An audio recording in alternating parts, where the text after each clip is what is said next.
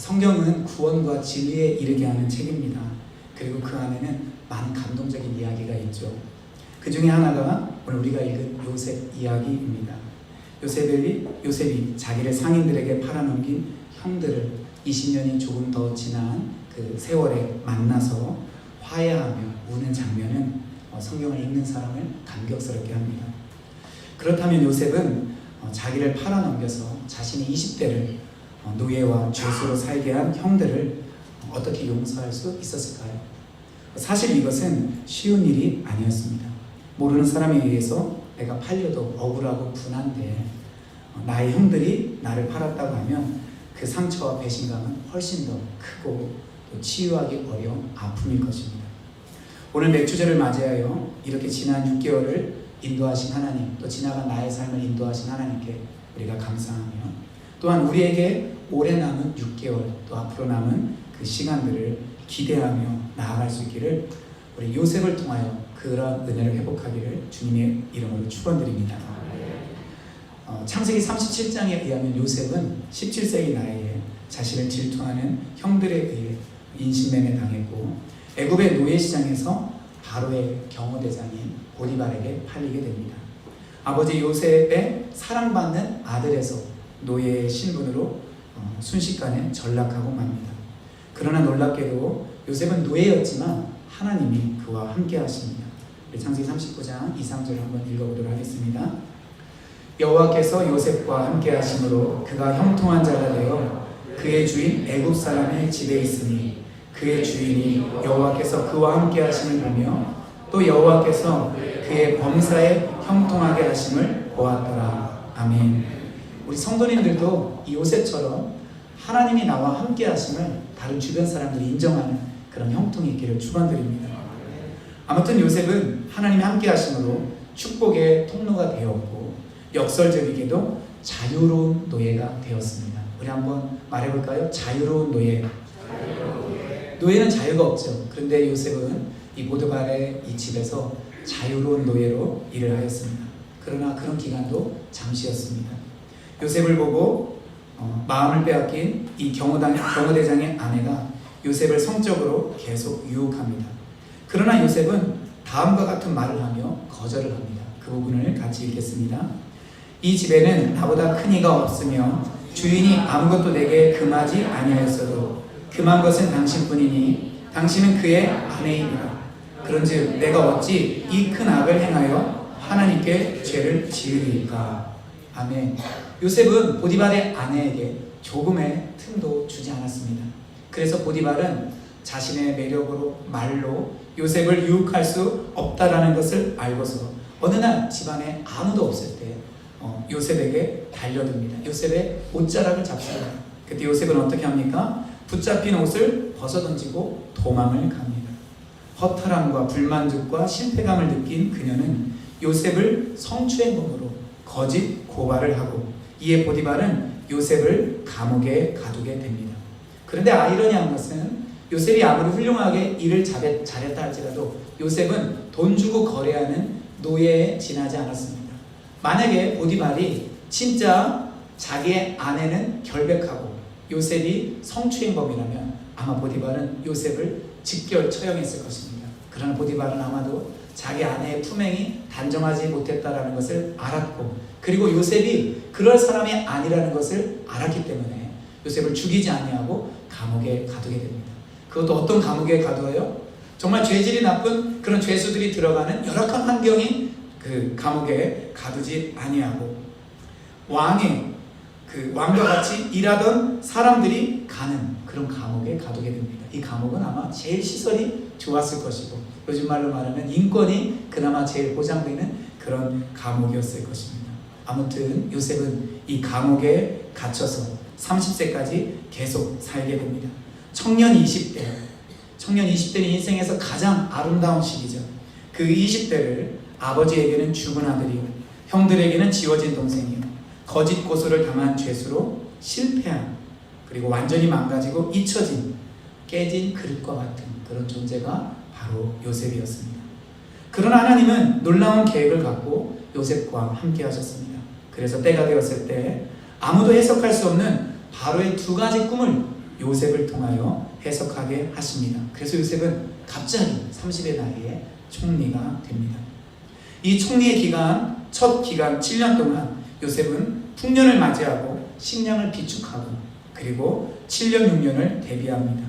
그리고 흉년이 들자 가나안 땅에 살던 형들이 놀랍게도 애굽에 식량이 있다는 이야기를 듣고 요셉을 찾아온 것이 아니라 애굽의 총리를 찾아오게 됩니다. 그리고 거기에서 요셉은 자기를 팔아넘긴 형들을 만나게 되는 거죠. 요셉은 자신의 정체를 곧바로 드러내지 않습니다.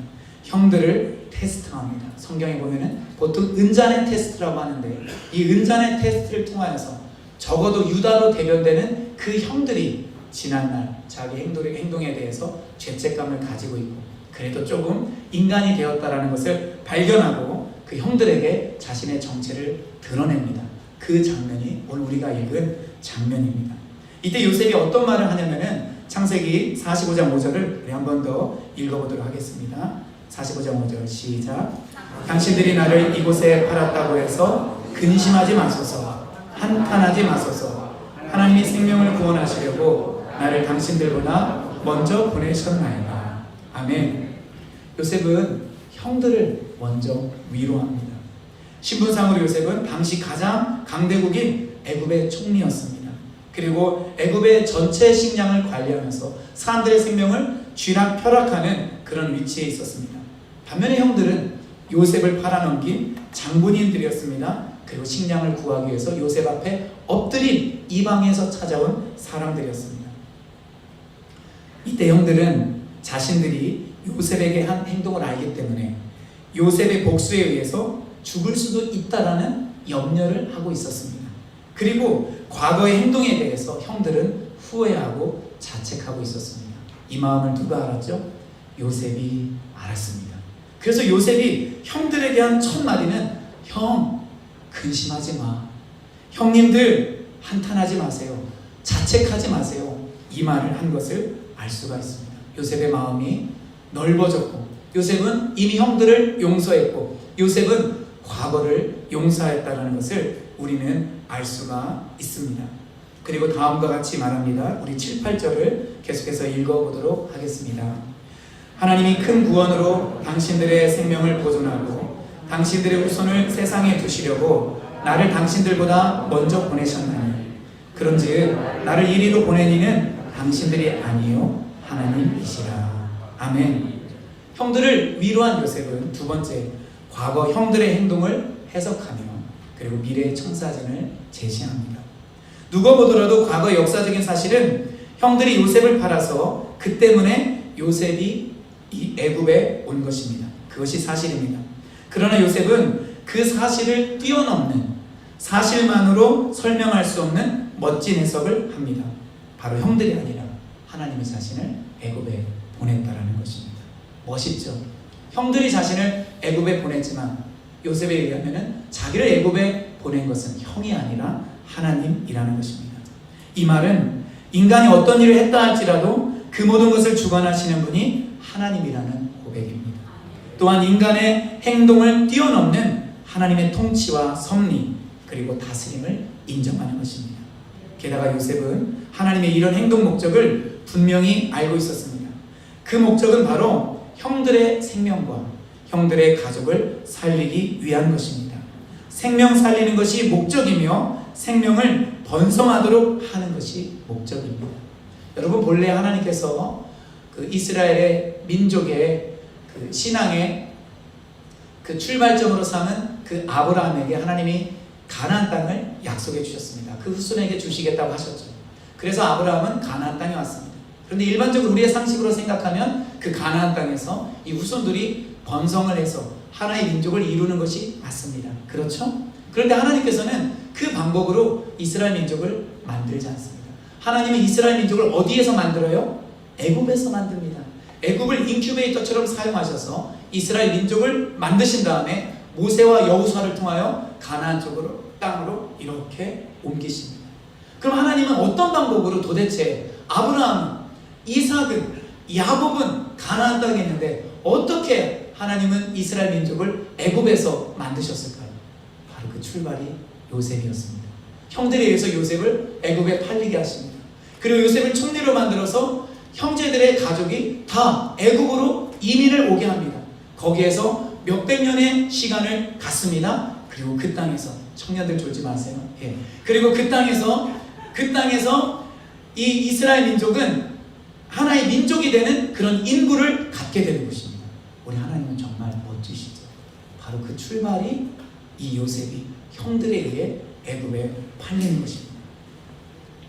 우리는 여기에서 이것을 알았던 요셉의 인생과 세계관을 알 수가 있습니다. 그는 과거 사건을 하나님의 관점으로 해석하고 있습니다. 형들에 의해 팔려 노예가 되고 죄수가 되는 것은 고통의 20대를 보내는 시간이었습니다. 그러나 총리가 되고 나서 보니 그 모든 것이 하나님의 계획이었음을 발견합니다. 형들이 자신을 팔지 않았으면 요셉은 애굽에 올 수 없었을 것이고 총리도 되지 못했을 것입니다. 요셉은 지금 그 관점으로 자신에게 있었던 지난날의 사건을 해석하고 있습니다. 1960년대에 나온 이에치카의 역사란 무엇인가라는 아주 유명한 책이 있습니다. 역사란 무엇인가? 성도님들은 역사가 무엇이라고 생각하십니까? 칸은 이 책에서 역사란 과거의 역사에 대한 역사가의 해석이라고 이야기를 합니다.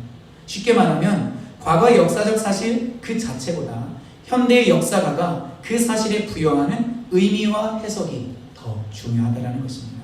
카의 이런 해석은 그 뒤에 역사를 해석하는 데 있어서 큰 영향력을 미칩니다. 그런데 이미 요셉은 이에치카가 말하기 이전 수천 년 전에 이런 해석을 하고 있었습니다. 자신의 삶의 역사에 일어난 사건을 그냥 역사적 사실로 보지 않고 하나님의 관점에서 해석되는 역사로 요셉은 보았던 것입니다. 이 관점이 우리에게도 필요합니다. 사람이라면 누구에게나 크고 작은 상처와 아픔, 그리고 좌절감, 묻어두고 싶은 부끄러운 과거, 쉽게 극복하지 못하는 트라우마가 있습니다. 요셉과 같은 배신감, 억울함도 있을 것입니다. 저 형제가 많다 보니까 매형 중에 한 분이 몇 억짜리 보증을 섰다가 친구가 도망갔습니다. 그래서 저희 누님이 속 터져 죽을 뻔하셨습니다. 이 보증금을 몇 억 되는 것을 갚느냐고 몇 년간 굉장히 어려운 시간을 가졌습니다. 우리는 그런 것처럼 원치 않는 이 땅에서의 재물이나 심지어 생명이나 또 건강이나 많은 것들을 빼앗기고 그리고 잃게 되는 손실을 경험하기도 합니다. 그래서 이런 경험을 가진 사람들은 내가 누구 때문에 잃었고 그 일 때문에 내가 실패했고 과거의 그 사건 때문에 현재 내가 굉장히 고통스럽다고 말을 하기도 합니다. 그 결과 과거에 얽매이고 내면의 상처에서 벗어나지 못하며 때로는 원망하며 살고 그리고 때로는 위축한 상태에서 살기도 합니다. 우리는 어떻게 해야 될까요? 요셉과 같이 하나님의 관점에서 자신의 과거를 해석해야 합니다. 하나님의 눈으로 내 인생을 들여다보아야 합니다. 생명을 살리기 위해서 하나님이 요셉에게 그런 일을 허락하신 것처럼 하나님께서 나에게 선한 목적을 갖고 있기 때문에 과거의 시련과 아픔을 허락하셨다라는 것을 알고 믿어야 합니다. 그래야 우리는 현재까지도 영향을 주는 우리 가정에 일어난 일, 나에게 일어난 일을 제대로 해석하고 미래를 향해 발전적으로 나아갈 수가 있습니다. 그리고 원수와 같은 사람들과도 관계를 정리할 수 있습니다. 그러므로 우리는 맥주절을 맞이하여 진정으로 지난 반년 그리고 지나간 인생에 감사하기 위하여 과거에 닥친 불행과 슬픔을 잊고 슬픈 사건과 억울한 일조차 하나님께서 나를 위하여 허락하신 훈련의 과정임을 믿으시기를 축원합니다. 또한 사람의 악한 행동조차도 하나님의 주권 아래 일어나는 것이라는 것을 깨달아야 합니다. 특별히 우리는 과거의 고통, 배반, 슬픔, 이 상처와 결별해야 합니다. 거기에 매여 있어서는 안 됩니다. 과거와 헤어지셔야 됩니다. 억울함에 갇혀 있어서는 안 됩니다. 저는 한 사람을 소개하고자 합니다. 잘 아시는 분일 거예요. 이지선 교수라는 분입니다. 이화여대 97학번이고 4학년 때 여름방학을 맞이하여서 학교 도서관에서 공부를 마친 후 저녁에 오빠 차를 타고 집으로 가는 도중에 음주운전하던 그 차량이 이 차를 들이받으면서 자신이 타고 있던 차가 완전히 불길에 휩싸이게 됩니다. 거의 온몸이 화상을 입었고 심지어 55%는 3도 화상을 입습니다. 40번이 넘는 수술, 피부 이식 수술을 받게 됩니다. 그러나 그녀는 그 모든 것을 신앙으로 극복하고 2000년은 제가 그 당시 청소년부 사역을 하면서 항상 전도사로 일할 때였는데 그때도 이 이지선 씨 이야기가 회자되면서 그러한 사고를 당했지만 하나님께 감사하고 그동안 자기가 깨닫지 못했던 그 사랑을 깨닫기 때문에 자기는 화상 이전에 그 예쁜 모습으로 돌아가고 싶지 않다라고 고백할 정도로 실제로 이지선 씨가 많은 곳에서 간증을 하였습니다. 예쁜 사진 한번 볼까요? 네. 우리 여기 있는 청년들보다는 조금 덜 예쁜 것이 사실이긴 하지만 그래도 저런 대학생 시절을 가지고 있었습니다. 이지선 씨는 자신의 삶 가운데서 함께 하신 하나님을 믿고 유학길에 올랐습니다. 12년 만에 박사학위를 받고 귀국합니다. 그리고 6년 전에 하나님의 학교인 한동대학교에 교수로 재직하다가 올해 3월 모교인 이화여대 사회복지학과 교수로 정식 교수로 임명이 됩니다. 지금 모습은 이렇습니다. 잘 좀 확인이 안 됐을 수도 있는데 손끝, 얼굴 여전히 화상 수술한 자국이 선명하게 있습니다. 어떻게 이지선 씨는 자기에게 닥친 억울함, 긴긴 고통의 시간을 이겨냈을까요? 이지선 씨는 자주 나는 사고와 잘 헤어진 사람입니다 라고 고백했다라고 합니다. 사고를 당했다 하지 않고 사고를 만났다라고 합니다. 그리고 만난 뒤에는 뭐가 있죠? 이별이 있고 헤어짐이 있죠. 그래서 이지선 씨는 나는 사고를 만났고 그리고 사고와도 헤어졌습니다.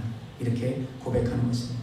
사고와 헤어졌다라는 것은 차 사고를 일으켜 그 음주운전으로 자신의 인생을 완전히 바꿔버린 그 음주운전자를 용서하는 것이고 자신이 겪었던 수많은 수술, 좌절, 아픔의 시간들과 헤어지는 것이었습니다. 그녀는 자기의 삶에 갑자기 찾아온 그 고통스러운 그 과거와 헤어졌고 그리고 그때 겪었던 아픔과도 결별을 하였습니다. 이 과정에서 그녀는 하나님께 대한 신앙을 아주 분명히 합니다. 어느 인터뷰를 보니까 제 인생에 어떤 의미, 생명의 의미, 살아가는 그 이유를 깨닫고 나서 결코 하나님께서 제 인생이 비극으로 끝나게 하시지 않을 것을 알았습니다. 할렐루야. 하나님이 자기 인생을 절대로 비극으로 끝나게 하시지 않을 거라는 것을 알았다라는 거예요. 그리고 인생은 동굴이 아니라 터널이라고 말합니다. 동굴은 끝이 없어요. 그쵸? 동굴은 막혀있기 때문에 들어가면 캄캄합니다. 그러나 터널은 길든 짧든 빛이 있는 그 마지막을 맞이하게 되는 것입니다. 그래서 인생은 하나님 앞에서 동굴이 아니라 터널이라고 고백합니다. 우리도 말해볼까요? 인생은 동굴이 아니라 터널이다. 그러므로 우리는 요셉처럼 이지선 씨의 관점처럼 내 인생을 하나님의 관점에서 들여다보고 해석을 해야 됩니다. 그리고 우리의 과거의 상처와 아픔을 잊게 하시고 치료하시는 하나님을 믿어야 됩니다. 그리고 또 하나 중요한 것이 있습니다. 그것은 바로 무엇이냐면은 과거에 일어난 일들이 미래를 위한 것임을 우리가 깨닫는 것입니다. 요셉의 경우 그것은 앞서 말씀드린 것처럼 형들의 생명과 형들의 가족의 생명을 살리는 것이었습니다. 그리스도인은 단지 상처를 잘 극복하고 과거를 잘 해석하는 사람이 아닙니다. 과거를 잘 해석하고 상처를 이기는 것에 목적이 있다는 것을 우리는 알아야 됩니다. 그 목적은 바로 미래에 있습니다.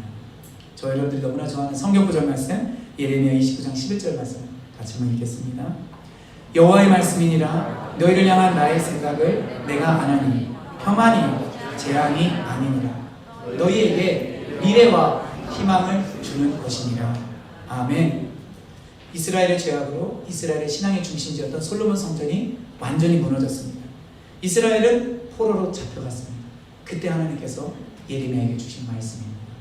이스라엘의 죄로 말미암아 신앙의 중심지인 성전도 무너졌고 약속의 땅에서 추방되었고 포로로 잡혀갔지만 나의 백성들아 너희들 나의 생각을 아니?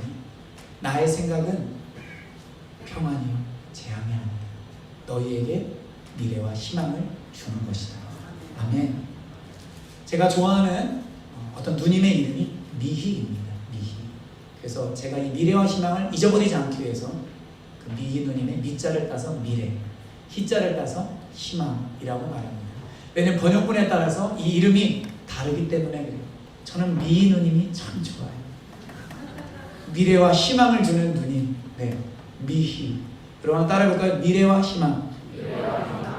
할렐루야. 여러분 우리 앞에는 하나님이 생각하고 있는 미래와 희망이 있습니다.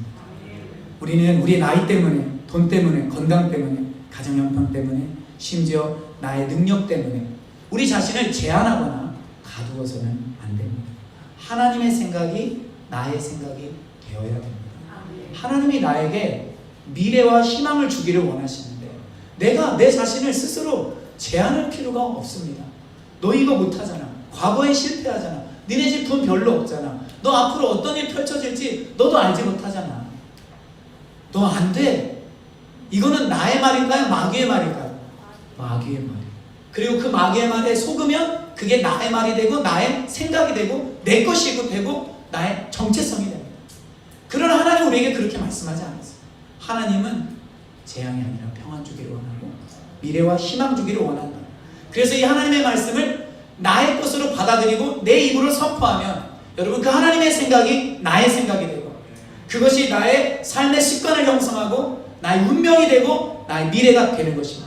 할렐루야. 저는 우리 여기 계신 모든 성도님들이 정말 미래와 희망을 갖기를 바라요. 지금 있는 삶의 수준보다 훨씬 더 좋은 삶의 수준이 되기를 바랍니다. 지금의 가족보다 훨씬 더 화목한 가정이 되기를 바라요. 그리고 지금 내 주변에 있는 구원해야 될 가족들 많이 있지만 그 가족들이 변하여 예수님 안에서 바뀌어 정말 예수님 이야기를 하고 함께 예배드릴 것을 마음으로 눈으로 꿈꾸며 바라보시기를 소망합니다. 아무도 자기 자신을 지금과 똑같이 저는 이 정도면 됩니다. 그냥 저는 먹고 살만해요. 아니요. 그렇게 되지 않기를 바랍니다. 하나님은 내가 지금 먹고 살만한 것에 내가 만족하기를 원하시는 것이 아니고 자녀들 이 정도 성공했으면 저는 괜찮아요. 아니요. 하나님은 자녀 성공하는 것으로 우리 인생의 만족과 목적을 두시는 분이 아닙니다. 하나님은 나은 사람, 지금 나은 사람, 나이가 들었지만 아니면 젊은데 가정에 돈이 없지만 부족한 것 같지만 시험 공부를 해도 성적이 잘 안 나오지만 그래도 직장생활 하는데 월급이 많지 않지만 그래도 나를 통해서 하나님은 놀라운 일을 하기를 원하십니다.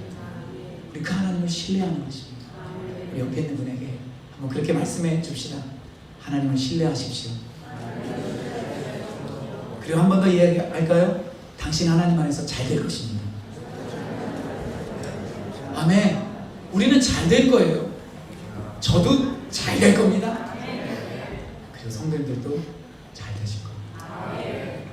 바울은 로마서 8장 28절에서 이런 말을 합니다. 우리가 알거니와 같이 읽어볼까요? 우리가 알거니와 하나님을 사랑하는 자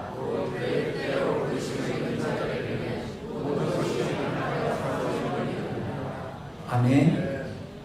우리 영어 단어 시너지라는 말 들어보셨죠? 시너지 효과 들어보셨을 것입니다. 이 시너지라는 영어 단어에 원래 어원이 되는 단어가 저기 본문에 나오는 합력하여라는 헬라어 단어입니다. 여기에서 시너지라는 단어가 나왔습니다. 시너지란 서로 영향을 주고 받으며 상승작용을 일으킨다는 뜻입니다. 그런데 합력하여라는 단어 앞에 무슨 두 단어가 있죠? 모든 것이 합력하는 것입니다. 그럼 일반 사람들은 긍정적인 것, 잘된 것, 좋은 것만 이야기를 합니다. 나는 부모님이 뭘 후원해줬어. 나는 열심히 했어. 어쩌다가 운이 맞았어. 나는 이상하게 잘 풀렸어. 주변에 나를 도와주는 사람, 충고해주는 사람이 많았어. 여러분 이렇게 좋은 것만을 이야기합니다. 그러나 저 모든 것에는 그런 좋은 것, 긍정적인 요소만 있는 것이 아닙니다. 부정적인 요소도 포함되는 것입니다. 실패, 외로움, 이별, 고통, 가난, 질병, 수치스러운 과거, 그리고 우리 청년들의 상당수처럼 가족 중에 나만 예수님을 믿는 그런 부정적인 쉽지 않은 환경도 있습니다. 그런데 하나님은 놀랍게 그 모든 것이 합력하여, 아멘. 긍정적인 요소뿐만 아니라 부정적인 요소도 하나님께서 일하시는, 하나님께서 쓰시는 재료가 된다라는 것입니다. 그리고 우리 좋은 그런 식품에 보면은 그 재료가 뭐예요? 거의 다 좋은 것만 있고 유해한 것 다 빼려고 하지 않습니까? 근데 하나님은 우리 인생을 만들어 가시고 우리 인생을 빚어 가실 때 긍정적이고 좋은 요소만 넣지 않습니다. 그 안에는 슬픔도 있고 이별도 있고 그리고 좌절도 있고 그리고 패배도 있고 낙심도 있고 누구는 갇히기도 하고 누구는 망하기도 하고 누구는 버림받기도 하고 누구는 외면받기도 하고 그래서 외롭고 슬프고 마음 가운데 좌절이 있고 트라우마가 있고 항상 어떤 일을 속에서는 불안하기도 하고 이런 것이에요. 그런데 하나님은 그 모든 것을 조화시키고 그 모든 것을 합력하여서 시너지 효과를 만들어내서 선을 생성하신다는 것입니다. 아멘. 저 예전에 시골에서 우리 어머님이 몸이 아픈 아빠를 위해서 보약을 만든 적이 많이 있어요. 그래서 이런 천에다가 약재를 막 넣고 그거를 이제 좀 끓이죠. 그런 다음에 막 이렇게 비틀어 짭니다. 그쵸? 그 짜면은 거기에서 이렇게 보약이 똘똘똘똘 이렇게 흘러나오죠. 제가 그거를 마셨으면 더 튼튼해졌을 텐데 우리 아버님 아무튼 효과를 크게 못 보셨습니다. 아무튼 보세요. 하나님이 우리 삶의 여러 가지 재료들을 그분의 섭리 안에 집어넣고 꽉 짭니다. 꽉 짜서 합력한 시너지 효과를 만들어내게 하십니다. 그럼 거기에 뭐가 떨어진다고요? 선이라는 것이 탁 떨어져요. 우리 사람의 시각으로 봤을 때는 실패고 안 된 것이고 외로움이고 기다리고 내 인생 소망이 없습니다 이렇게 말하는 것 같지만 아니요. 하나님은 우리 인생을 절대로 그렇게 보시지 않습니다. 하나님은 선을 만들어내기 위해서 요셉에게 있었던 그 아픔의 시간들 그리고 이지선 씨에게 있었던 아픔의 시간들 그리고 우리의 과거에 있었던 그 어려움들 그리고 지금도 겪고 있는 그리고 환경적으로도 쉽지 않은 그 시간들을 재료를 쓰셔서 선을 만들어 내신다는 것입니다. 그러면 우리는 나에게 일어날 모든 일들이 하나님의 뜻을 이루기 위한 재료임을 믿어야 합니다. 그리고 그것이 앞으로 우리에게 일어날 미래를 만들어가는 과정임을 또한 받아들여야 합니다. 이것이 하나님의 관점에서 내 인생을 해석하는 것입니다. 하나님의 관점으로 나의 인생을 해석하면 우리는 지나간 과거에 대해서 감사하게 되고 그리고 앞으로 다가올 미래에 대해서는 희망을 갖게 되는 것입니다. 그러면 우리 끝까지 하나님을 사랑합시다. 요셉과 같이 죄 짓는 것을 두려워하고 하나님 앞에 성결하기를 힘씁시다.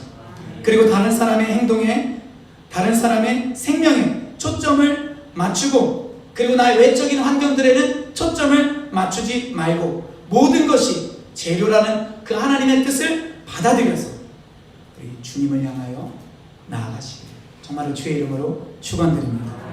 그럴 때 우리는 하나님의 축복을 경험하게 될 것이고 우리는 하나님의 놀라운 능력과 지혜의 손에 의해 쓰임받을 것입니다. 할렐루야.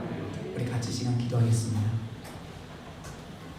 우리 함께 기도할 때 주님 저희 지나간 과거의 모든 아픔들 주께 올려드립니다. 심지어 지나간 과거에 성공했던 것도 올려드립니다. 공부 잘했던 것, 돈 많이 벌었던 것, 사람들한테 인정받고 칭찬받았던 것 이런 것들도 하나님 앞에 내어놓으셔야 됩니다. 혹시 아직 과거와 결별하지 못하신 분 계신가요? 나를 힘들게 하고 나에게 상처 준 분, 나를 억울하게 한 분, 여전히 마음속에서 그 사람의 행동과 말이 나를 괴롭히나요? 이제 요셉처럼 용서하면 어떨까요? 혹시 내가 부모님으로부터 많은 지원을 받지 못하여서 재정적인 지원, 기도의 지원을 받지 못하여서 혹시 부모님을 원망한 분은 안 계신지요? 혹시 나의 배우자에 대해서 감사하지 못하시는 건 아닌지 나의 자녀들 때문에 많이 낙심하고 자녀를 사랑의 눈으로 보지 못한 그런 분은 없으신지 내 마음을 우울하게 하고 힘들게 하고 과거의 실패와 참 고난의 시간에서 벗어나지 못한 분 계신가요? 예수 그리스도의 놀라운 은혜, 하나님의 놀라운 섭리와 경륜 안에서 이제 과거와 헤어지시고 결별하시고 자유케 되시기를 주님의 이름으로 축원드립니다. 그리고 미래를 향해서 함께 나아가기를 원합니다. 하나님은 재앙이 아니라 평안을, 미래와 희망 주시는 분임을 믿고, 특별히 요셉이 한 것처럼 주님, 저를 생명 살리는 일에 사용하여 주시옵소서. 나 안에 갇히지 말게 하여 주시고, 하나님의 얼굴 바라보며 그 뜻을 믿고 나아가는 내 삶 되게 하여 주시옵소서. 같이 주여 한번 부르고 통성으로 기도하겠습니다.